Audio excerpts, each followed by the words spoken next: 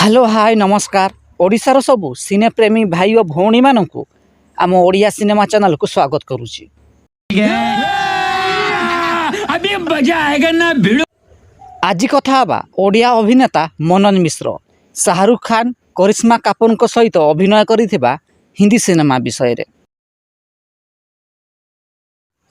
2002 मसीह release होइतिला एक Hindi cinema jar ना रही शक्ति द पावर।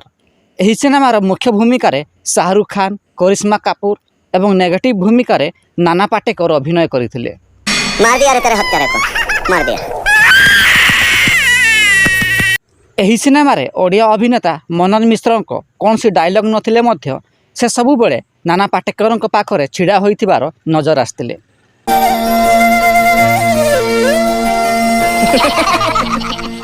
एही सिनेमा व्यतीत मनोज मिश्र सलमान खान सुनील शेट्टी अक्षय कुमार ऐश्वर्या राय एवं तमिल सुपरस्टार सूर्या सहित अभिनय कर सारी जार वीडियो लिंक मुझे डिस्क्रिप्शन बॉक्स रे देदेवी आपण चाहिए देखिपारे।